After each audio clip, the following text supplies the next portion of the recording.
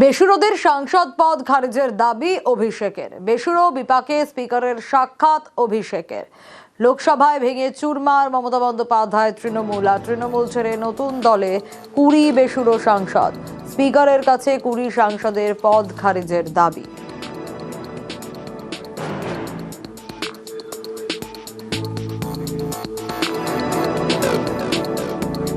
কুড়িটা disqualification petition আজকে move করেছে।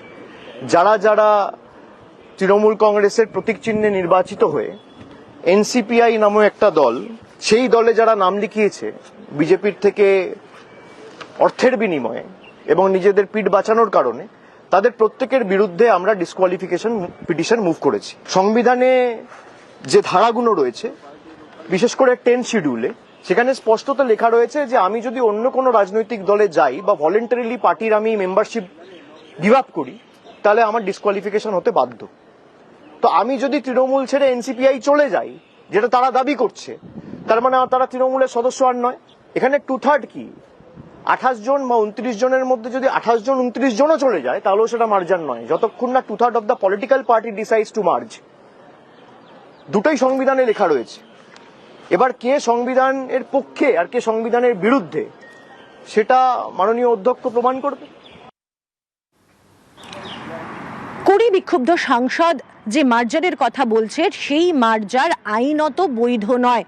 সংবিধানের 10ম তফসিল অনুযায়ী এই মার্জারের কোনো বৈধতাই নেই। স্পিকারের সামনে উপস্থিত হয়ে এই সওয়ালই করলেন অভিষেক বন্দ্যোপাধ্যায়। তার সঙ্গে ছিলেন দলের লোকসভার আরও 3 সাংসদ, কল্যাণ বন্দ্যোপাধ্যায়, সৌগত রায়, মহুয়া মৈত্ররা। তাদের উপস্থিতিতে স্পিকারের সঙ্গে প্রায় 1 ঘন্টা বৈঠকে অভিষেক বন্দ্যোপাধ্যায় তিনি দাবি করলেন যে এভাবে 20 জন সাংসদ কেন, যদি দলের 28 জন সাংসদও চলে যান তাহলেও সেই মার্জার বৈধ হবে না, যতক্ষণ না পর্যন্ত রাজনৈতিক দলের বিভিন্ন যে কমিটি রয়েছে তার 2/3 যাচ্ছে। এর পাশাপাশি এই 20 বিক্ষুব্ধ সাংসদকে ডিসকোয়ালিফাই করা হোক, সেই আবেদন অভিষেক বন্দ্যোপাধ্যায় পৃথকভাবে জমা দিলেন। তার কড়া অভিযোগ, তার তীব্র অভিযোগ যে কাউকে ভয় দেখিয়ে, কাউকে টাকার বিনিময়ে কোটি কোটি টাকা দিয়ে কিনে ফেলা হয়েছে।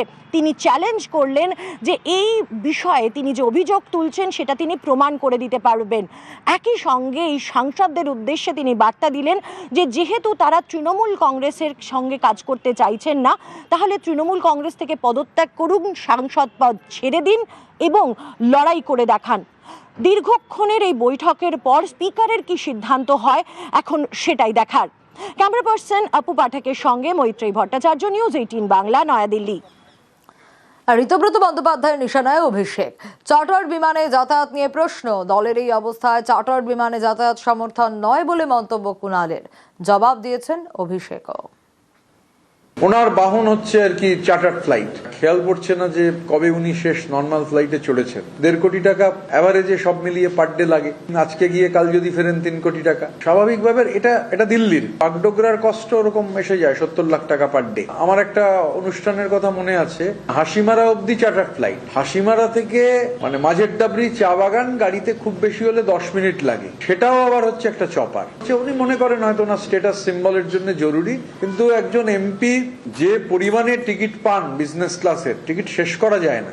তো গোটা বিজনেস ক্লাসটা ভাড়া করে নিলেও অনেক কম পয়সায় হয়ে যায়, কিন্তু এই যে পার্টির টাকা, এটা তো ওনার ব্যক্তিগত টাকা নয়। এবং যা হিসেবপত্র পাওয়া যায়, এই চার্টার ফ্লাইটের পেছনে কত টাকা পার্টির ফান্ড থেকে নেওয়া হচ্ছে সবাই জানে।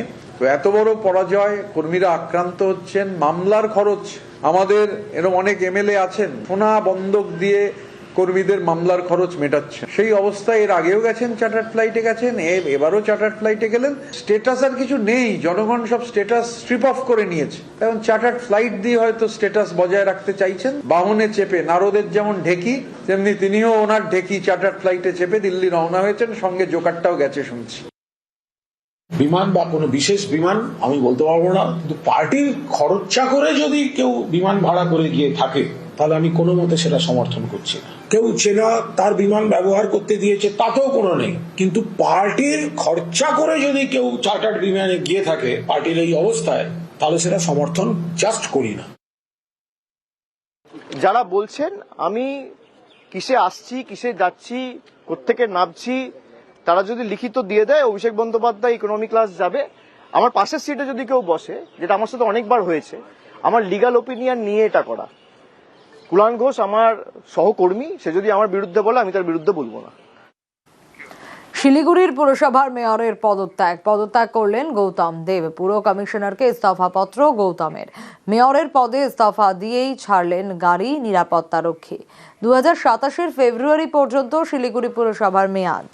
ছন্দ পতনের জেরে পদত্যাগ দাবি গৌতম দেবের।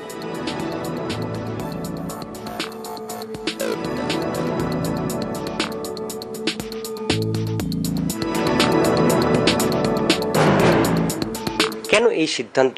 এই সময়টা আমার মনে হলো যে এই সময়টা পুরসভায় নতুন একটা সরকার, তার নতুন একটা পদ্ধতি, নতুন একটা সিস্টেম, সেই সিস্টেমের সাথে আমি একটু মিসম্যাচ হয়ে যাচ্ছিল মনে হচ্ছিল।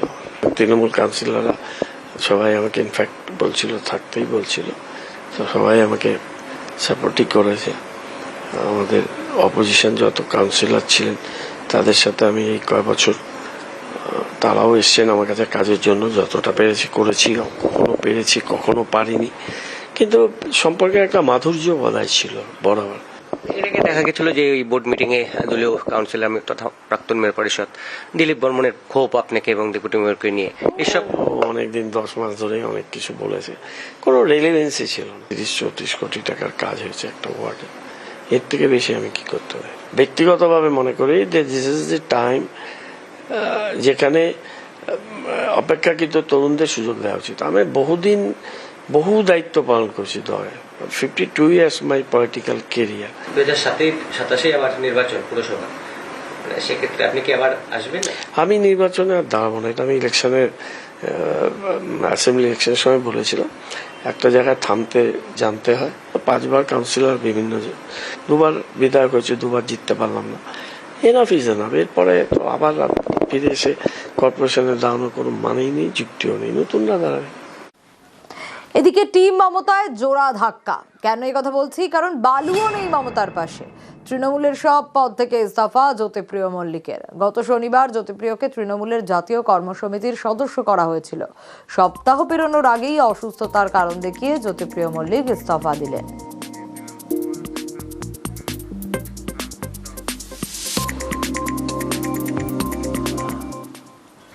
আমাকে সিদ্ধান্ত একটাই কারণে নিতে হলো যে আমার শরীর খুব খারাপ। আমি এবার চেয়েছিলাম নিয়ারেস্ট একটা সিটে দাঁড়াতে, না পাওয়াতে পরবর্তীকালে দলের সিদ্ধান্ত যা সেটা আমি মানতে হবে আমাকে। দলের সিদ্ধান্ত নিয়ে সেখানে গেছি এবং আমার 350-এর উপর সুগার আর কিডনি চলে গেছে যদি ডায়ালিসিস করে যদি বাঁচাই যায়। এবং সেই জন্য আমি আমি দল ছাড়িনি, কিন্তু এই পদ থেকে আমি অব্যাহতি চেয়েছি। কোনো দিনই যাবো না, মমতা ব্যানার্জির পাশেই থাকবো, মমতা ব্যানার্জির সাথে থাকবো।